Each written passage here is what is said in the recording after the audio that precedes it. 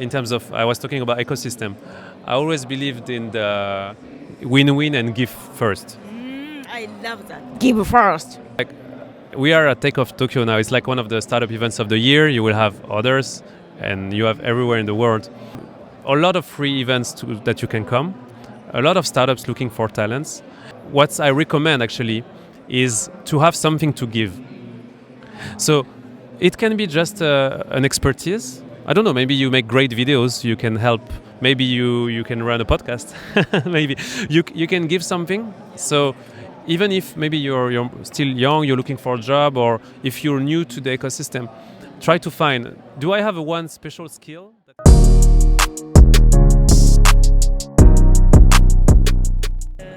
So I have tons of questions. But so first of all, so accelerator program, it's not venture studio. So if like a kind of startup, but who doesn't have designer, but in your team there are no designer or researcher who can help this startup. Yeah.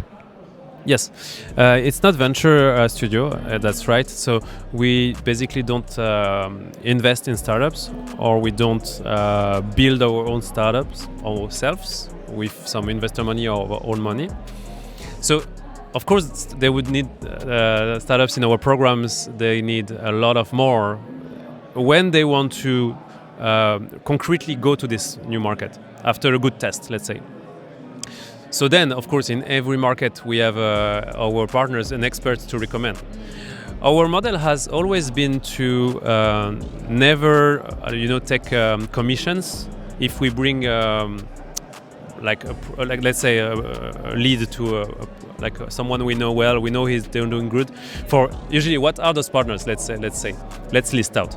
You have incorporation companies, accountant. Sorry? Accountant? What is this? For accounting, like you need to... Accounting. Accounting. I also have a French accent sometimes. Accounting and tax. Yes, exactly. You need... So that's the basic, basically. Then you need HR partners, because you potentially need to recruit talents. Yeah. You can send your HQ team member, but you also need to recruit local team. So HR... you also maybe need to distribute and have a customer relationship. So sometimes you need a local distributor or local partner. You also sometimes need a local marketing agency or PR agency to do your marketing in this region, because you need to know someone who knows well, how to talk to consumers or B2B customers. So there are basically plenty of providers. We are not like this platform, so we would help with introductions, but our model is not to take any money out of this. So whatever you need to deliver, we can recommend if you need. Of course, after all these years, we have good people we know, but that's not our model. Our business model is actually based on the government funds that support these programs. Wow. And then we, as a global partner, run these programs. That's mostly how we sustain and develop our business. I see. This is super different than other accelerators. In my understanding, almost all accelerator program made by VCs, right? That's true. Actually, this is very interesting to see all the different style of accelerators. Like, one of the original style, I think, is the one coming from the US, then from Europe, is we would try to find the best early stage companies. They still haven't raised funds. We would give them help and take a very small equity, so shares. And once they raise and once they grow, then we can collect back our investments. So in a sense, it's a VC. It's not a VC because they don't put like big rounds of money, but they would put a very small amount and get shares. This model works well in the US. It works sometime in Europe.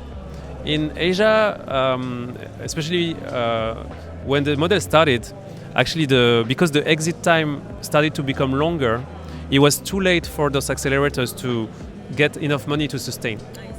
That's why in Asia you have a lot of VCs also doing acceleration programs, or acceleration programs also investing in startups. So especially in Korea these days, it's hard to know sometimes what is accelerator, we call AC, or investor, VC, because both of they also do some part of the others. So AC, VC can sometimes be same. Yeah. So that's the model, but then you meet also great different models of acceleration as well. Basically, everyone needs to find a good business model anyways. So the startup needs to have a fair deal, the accelerators, the VCs, right? And that's how the ecosystem can grow. But yeah, you have different ways. I always, business model aside, in terms of, I was talking about ecosystem, I always believed in the win-win and give first. I love that. Give first. So maybe we're moving to another topic now, a bit more on the ecosystem part, because like we are at Takeoff Tokyo now. It's like one of the startup events of the year. You will have others, and you have everywhere in the world. And I've been to a lot of them, same as you, I guess. So what makes a good ecosystem, I think, is when first you share some codes, like talk some of the same words. So if you're trying to discover more, because maybe some audience also, they want to know more how to discover the startup ecosystem and how to enter, right? So you have a lot of free events that you can come, a lot of startups looking for talents, and what I recommend actually is to have something to give. So it can be just an expertise. I don't know, maybe you make great videos, you can help. Maybe you can run a podcast. Maybe you can give something. So even if maybe you're still young, you're looking for a job, or if you're new to the ecosystem, try to find, do I have one special skill that can be interesting? Do I have one special thing? Or even if it's just a network, maybe you come from corporate job, you quit your job in the manufacturing or any industry, then you have a network as well. So you can also think, oh, you're trying to work with this kind of company. Oh, I might know someone for you. And so I think it's a great way to give first and then build a win-win situation and ever with the ecosystem. That's why it's also very interesting that so many players, but some startups obviously are direct competitors. But even though it's not, it's still always a positive and beneficial. I hear many players or startups saying, like, if this competition is good, we grow together anyways. We're developing a new market. So this mindset overall is one of the reasons why I always love to put my time and passion in this ecosystem and industry. And I don't know what you think. I think it's also very easy to meet new people, talk openly, transparently. You know, people are not really judging each other, listening to each other. You have a podcast, so you listen to a lot of stories, I think. So speaking of special skill, I believe, Sofian, your superpower is storytelling. And storytelling is super important as a startup founder, right?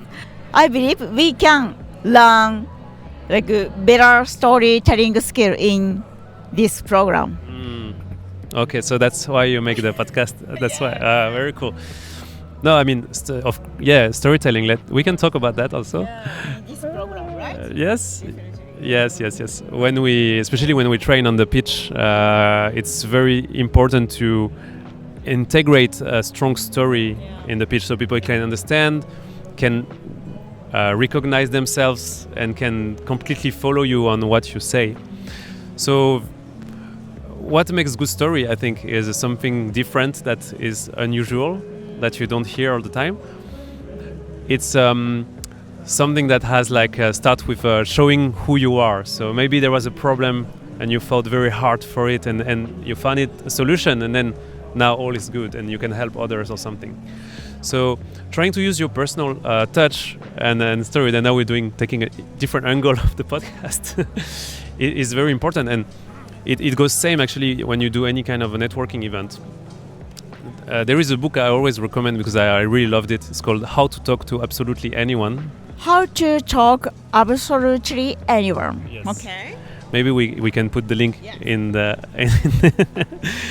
It's a very basic book, but it tells you that it's actually very easy to generate interactions and connections if you are a good listener, if you put a strong and real interest and curiosity in the connection, and you ask a question, and then you learn, and then you bounce, you bring a new ideas, and then you have maybe a next step. Okay, cool. Oh, that was really nice. Okay, so I will definitely come back to you about this idea or this contact I mentioned, and then you do a follow-up, and then you grow your network like this. Because I also strongly believe that entrepreneurship or being good in like this kind of events, being good, taking good advantage, and it's not about only reserved to the extrovert people who have an easy energy gain of being out. It's something that can really be practiced, so that anyone can go and initiate conversation. I because I've always loved the concept of, I don't know if you know serendipity. Yes, serendipity is French word. C'est la vie, sorry. C'est la vie. C'est la vie means like, oh, nothing I can do about it. Like, we are screwed. That's how it is. The c'est la vie, I know it's also very used. I think it's very common, very known. I mean, a serendipity is a concept saying like something super good happened, but completely randomly, like was not expected. Kind of lucky or by chance. Wow. Exactly.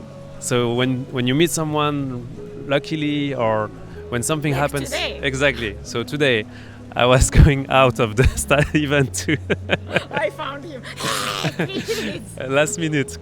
That's fun, right? Serendipity. So that's serendipity, and I really, honestly, I built a lot of my my life and my work around this. So coming back, sorry, I lost the flow. Coming back to this book, why?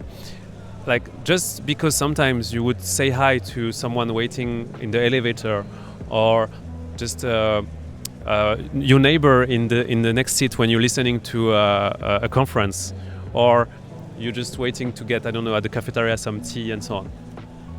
So sometimes if you feel the person is open, because it's also about reading the room, right? Is the person with the music and on the phone maybe not good?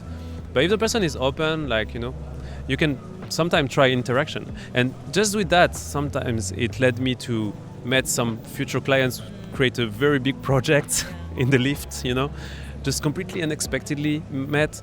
And so many good things can happen in life and for business. So yeah, because we're a startup event, a startup ecosystem, I also wanted to use that opportunity to share. It's open to anyone, and always feel free to interact and ask a question and make a fun comment to someone and engage conversation. So okay, speaking of your great give first mindset personality, is this nature or nurture? What do you think? I think for sure it's something that you can learn, practice, and excel. So in the sense, I could say it's nurture, because anyone can learn it. But some people have more tendency to do it naturally as well. So for them, maybe they don't need to learn it, or if they learn it, it's only to be even better or excel in their social skills. So can be more natural, but anyone should actually try to improve. And no one, it's what I love about social skills is not something you can rank. You're super good, medium good. It's not like a class, but it's something super personal. But if you feel that you become a better person, that you generate more opportunities for your business around you with that, then just try. Anyways, we're talking about trust a lot, especially in the global business. Having a first conversation with someone, just a small moment, and say, oh, remember we met at this event and in Tokyo, yeah, that's right. Much easier than to have a follow-up and a real project later than if you just send a cold email. So as I also apply it to myself as a business development strategy, I always prefer human interaction first, because then you have a fun story together, you shared ideas, you trusted each other, and then you can meet again and follow up with maybe an interesting project. I totally agree with you. Like meeting in person has big power, and then nowadays Zoom call is super normal. That's why meeting in person is luxury. Thank you so much for being here. So anyway, I'm so curious. When you just established your company with your best friend, so you had to say hi to big corporate in France to become a entrepreneur programs, right? It was not easy, right? How was it? It was definitely not easy. It was so there was a few contextual things that helped. I think the first one was the fact that everyone was super curious about the startup. So it's like, oh, what is it, and how can those people look to have a great fun, but at the same time to make great companies. And how can we take a bit of that in our big companies so that our people also have a better job and also create business at the same time. So I think the context. Then the founding team was super important. So what happened is my co-founder, so this for the second company, Hack40, we are completely different, and also we are a completely different age. Yes, he's older than me, quite. So he had a big experience in a global business and managing P&L and startups, and I was like second time entrepreneur, but still consider young, right, for those big companies. But maybe those big directors, they thought about us like, oh, he's the experienced guy we can trust, and he's the young guy with ideas and creativity. Maybe, I'm not sure at 100%, but what I'm sure is that our combination brought trust and experience, and at the same time energy and ideas. So the combination, and we were always, for the first 3 years, always together. Like we do all business meeting, all trainings, two of us. Like Mario and Luigi. Exactly. And many of our clients actually made fun of us because we're always together. Always. We can never meet one of the two, it's only two. So we come up as a pair. That also made the beginning of the company super nice, because like we're exploring together.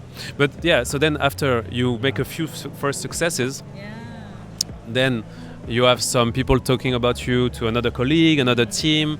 So, I would like to do that as well. So do you have another call from this other guy? So because you start a company, you don't have a lot of money to invest on your marketing, on PR, on even to hire like sales or business developers, right?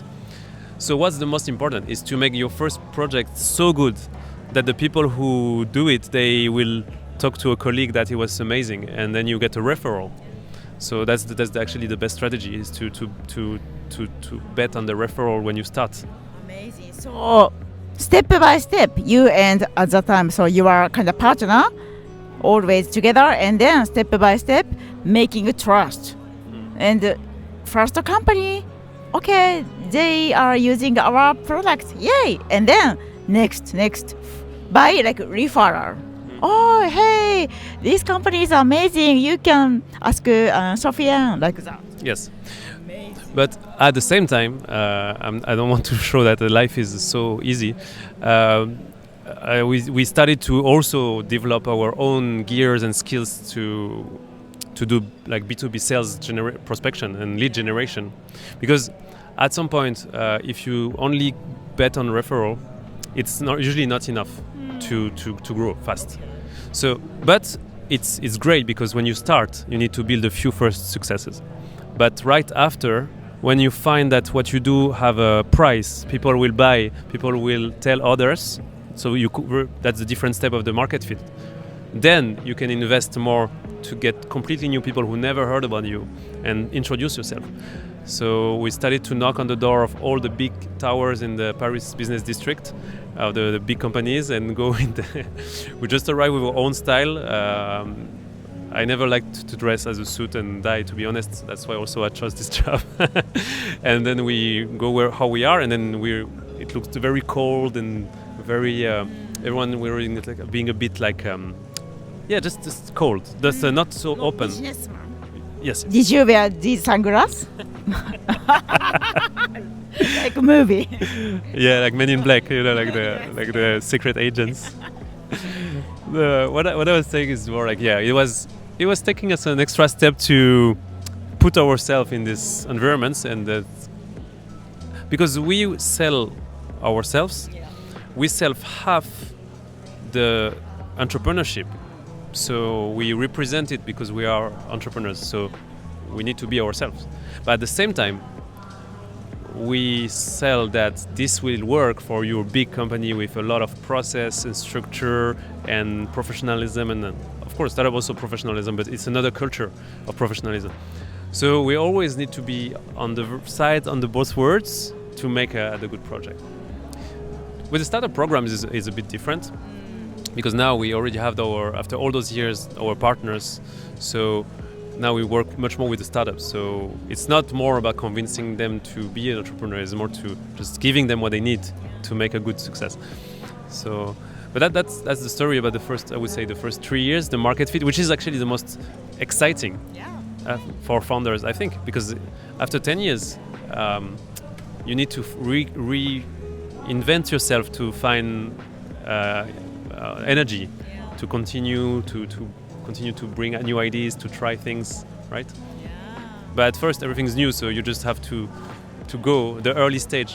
I think. A honeymoon time. Yes. Honeymoon works for many topics, I think.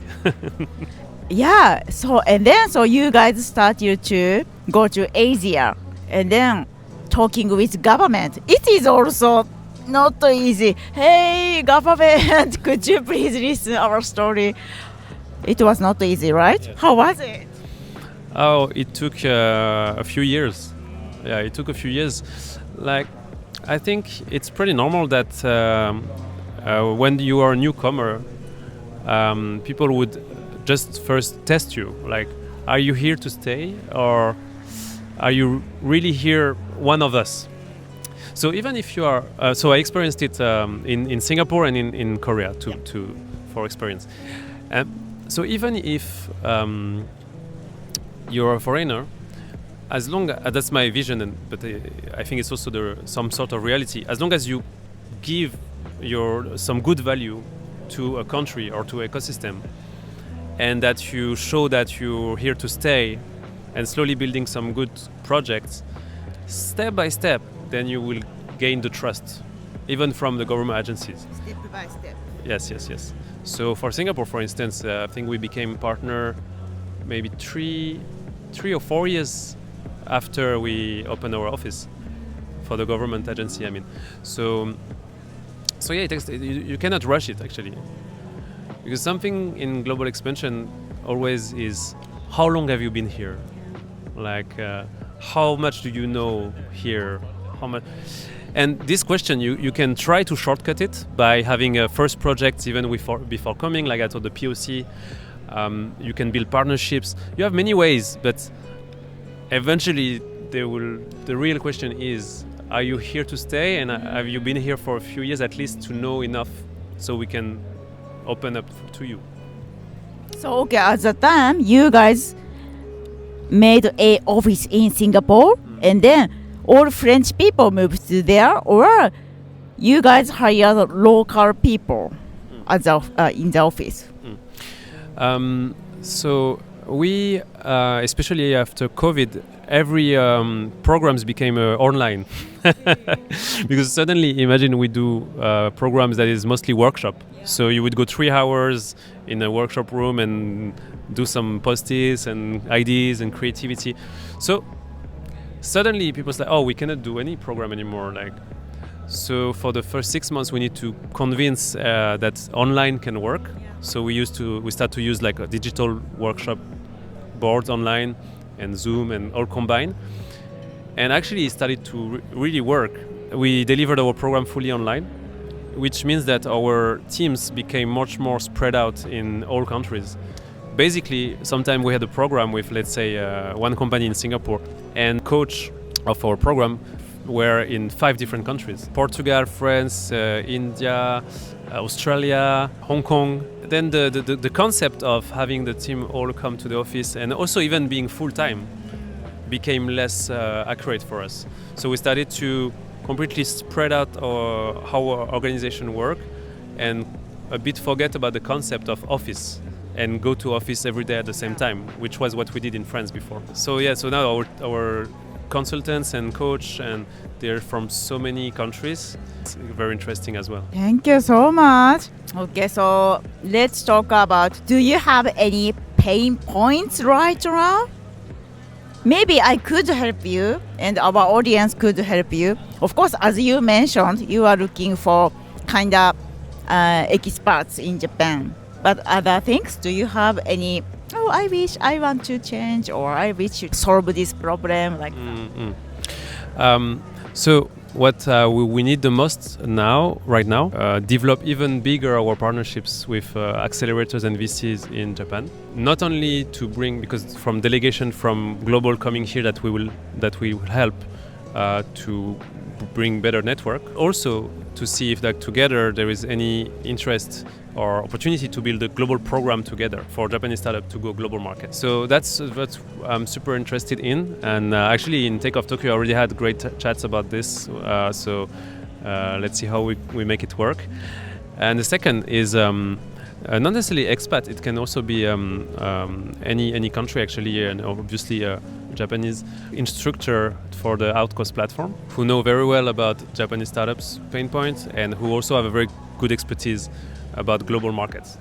And then we can work out on integrating them and having them on the platform, so we can extend our outreach in terms of contents and localization.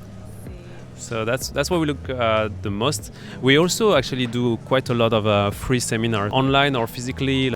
If you want to get news about it, and my LinkedIn, which is where I posted the most. Like this video will be already out, but like for tomorrow we have a free seminar on pitching, for instance.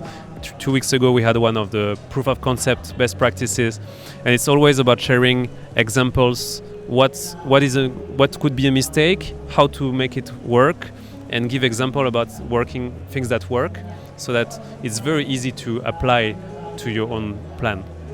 See, I love that. Okay, please check Sofian's LinkedIn, and if you are interested in, send a message to him. Okay, last question. Tell us about your milestone or whatever wish list in 2025. That's a really good question you have. I wish that this year we have a perfect balance in terms of programs between Singapore, Korea, and Japan, which means that we develop Japan as much as we developed Singapore and Korea before. And always, my wish list is that the Outcoast platform becomes one of the reference education platform for startups. So I will try to do my best to make it the best possible, and so that many founders can access it and use it for their success. And actually I'm so excited, not a wish list, but excited to now, since a few months, be part of also Japan ecosystem for startups, and already making new friends and new, of course, the business part, but as we shared in the startup world, there is always a thin line between business partners, friends, sometimes all mixing together, right? So I'm excited for that as well, and always be curious and humble, and at the same time bring very strong expertise. That's the balance I want to try. Okay, thank you so much. Thank you so much for having me, honestly. It was Of course. Really good Yeah, let's do interview again when you start your program in Japan. Okay. Yeah. Okay. Thank you so much. Thank you. Bye bye. Bye. Perfect. The 3 key takeaways from a conversation with Sofian, part 2. 1. Sofian is searching for Japanese experts to help startups go global. Now, Hack40 is expanding its programs in Japan. Sofian is looking for local collaborators, especially experts who understand both the Japanese startup ecosystem and the global market. He believes Japan has massive potential, but to succeed, Hack40 needs partners who deeply understand local pain points and can help with education, mentorship, and content creation. Example, Sofian recently launched Outcoast, an online platform to help founders localize their strategy for global market. He is currently searching for Japanese instructors who can contribute content about POCs, sales strategy, and global pitch readiness. So, if that's you, please reach out to him. 2. Ecosystem equal give first. Build real relationships to grow globally. Sofian emphasized a core belief. The best startup ecosystems are built on giving first. Whether it's your network, your time, or a special skill, adding value upfront helps you earn trust and grow long-term partnerships. Especially in global expansion, governments and big companies want to see that you are here to stay. Example, when Hack40 expanded to Singapore and Korea, it took 3 more years before governments saw them as true partners. They earned that trust by showing up consistently, collaborating locally, and always giving before asking. 3. Storytelling, serendipity, to understand the founder's superpower. Sofian shared how storytelling shaped great startup pitches, but also how serendipity and small talk can lead to unexpected partnership and success. Whether it's saying hi to someone in an elevator or sharing your why during a pitch, every interaction can open doors. Example, Hack40's early growth came from in-person referrals. Sofian calls it building with trust instead of cold emails. Even if you are not an extrovert, you can learn to listen, connect, and create value in casual conversation. Okay? Thank you so much for watching our episode today. We hope today's conversation will help your future and career. If you like it, please subscribe us and give your like. Okay? Thank you so much. Bye bye. またね。チャオ。